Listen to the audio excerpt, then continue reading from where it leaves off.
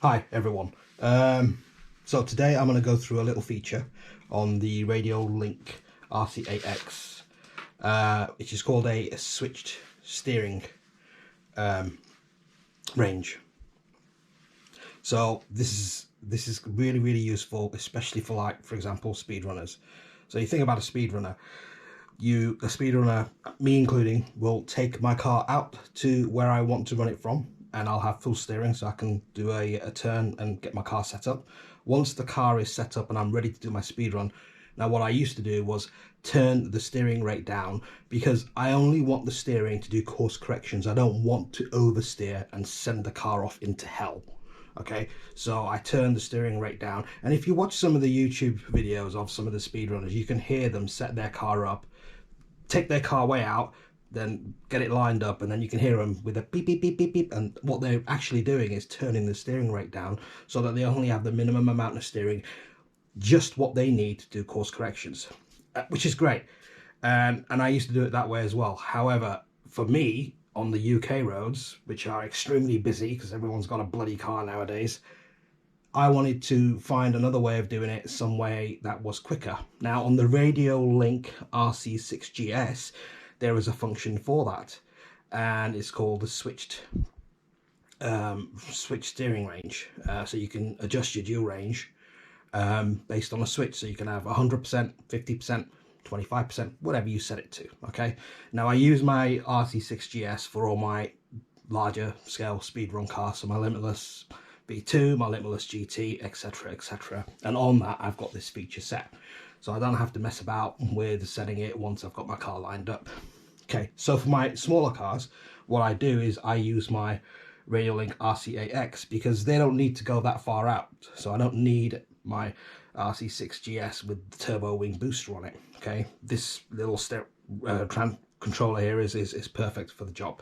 However, I've been trying to find a way of doing that same function on this, and I figured it out. Well, I think the functionality may have already been there, or it may have been with a firmware upgrade and I just didn't notice. But the recent instructions, I came across it and I thought, you know what, let's put a video together and you know, show how you guys can do it as well. Now for the RC6GS, there is already a video out there, so I'm not going to do a video on that. I will post that video in the comments below, well, in my description below, so you can go and check that out as well. Okay, so let's just get straight into it. And obviously this can be used in other applications as well. So if you're running a buggy, for example, and you're on a tight course, you want full steering, right? Great, okay. And then you switch to another track which is more straights with wider sweeps, and you want less steering, so you can just flick the switch and you're on less steering. Easy peasy, right? And you can just switch between the two, and you can obviously adjust those at any time you like. You know, but it's still better than having to go through all the beep beep beep beep beep until you get to the right rate that you want. Okay, so let's get into this. So let's turn the transmitter on first.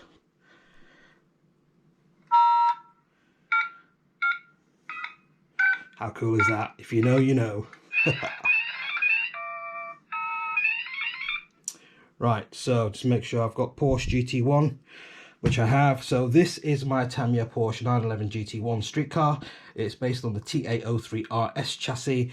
I did do a video on a speed run with this, and I got it up to an amazing 60 mile per hour, which is not bad for this car because it's belt driven. And some of you might be saying, well, that's nothing. We've seen other cars, Tamiyas, do faster than that. So let's just have a look at this. The one thing with this car which is unique is that it has a Tamiya sized battery tray. Now without modifications, the only thing you can get in there is a battery that's going to fit. So I didn't want to modify it, I didn't want to cut it out or anything like that. I basically used a 3S pack that would fit into it. So that was a 3S pack, and I got 60 miles per hour. I'm going to push for a bit more. I'm looking for another LiPo with a higher C rating and see if I can get any faster with that. But that'll be another video. So let's turn this car on. It's quite noisy, so apologies.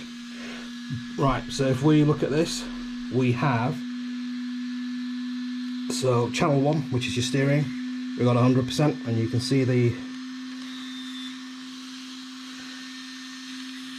car going 100%. Okay, so you got 100% steering on there. Now if I wanted to reduce that, I would use DT1 or whatever, one of them, whichever switch I've got, to reduce the rate. So we don't want to do that. We want to actually set, I want to set DT4 here to do 100% and 25%. Okay, so that way I can have it on one way, 100%, take the car out, get it set up, get it lined up. When I'm ready to run, hit the switch, go down to 25%, 20%, just for course corrections, do my speed run. At the end of the speed run, put it back onto 100%, bring the car back. Job's a good one.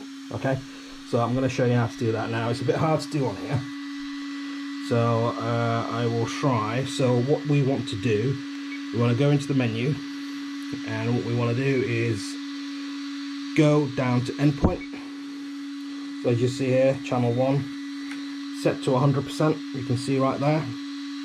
So what we want here is the endpoint switch, which is just up here. At the moment it's set to null, and that's how it comes as default. Okay, so what we want is we want to click that, and we want to choose DT4. So that's not on this menu. Go to the next one, there it is, DT4. So now you've got up here DT4. Okay, so if I push DT4 down, it's on 0. If I go to up, it's on 2. So 0 we want to be 100%, and on 2 we want to set it to 25%. So what we do is we adjust this, both rates on here, so it's down to 25%. Oh, mine's already come up with 25%. It might have been from the other car that I've got set up on this car, on this controller, because I've got it on a couple of my buggies as well. So now if we go to the bottom position, which is 0, we have 100% on the steering. You can see on the car there. Right, now if we hit up, that'll mean now I have my course correction steering only. So if I do 100%, it's only going to go to 25%. See? Now obviously you can reduce that as well if that's too much for you, or increase it. That's up to you. You know, it's you got to play around with it until you get it right. Each car's different as well. So for example, the bigger cars I don't use a lot because they're bigger, the tires, wheels are bigger. On the smaller ones, a tiny bit more, but you know, it's a personal preference.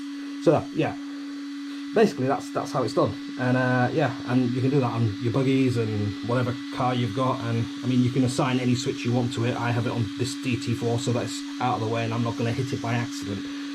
Yeah, so that's pretty much how you do it.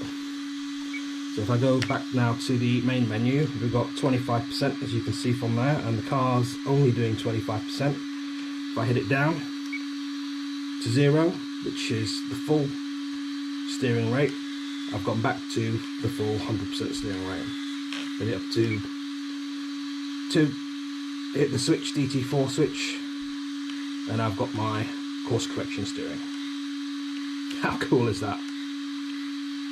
Right, so if this feature is on the latest firmware, I don't know if it was on the previous firmware because I didn't see it, but if you don't have it on your current firmware, I suggest you upgrade your firmware, and it should be on there, or go to the RadioLink website and have a read of their instructions there. I hope this video helps. It's certainly a function that I use. I hate taking the car down the road, getting it all lined up, turning my rate down, and then a car comes and I have to move it out of the way and then redo the whole setting up again. It's much easier just to have it on a switch. So yeah, I hope this video helps. Give it a like, subscribe to my channel please, and set the notifications on, because I'll be doing more videos like this soon. I do work, so I try and get them out when I can. But yeah, there you go. Hope everyone has a good day. Take it easy. Laters.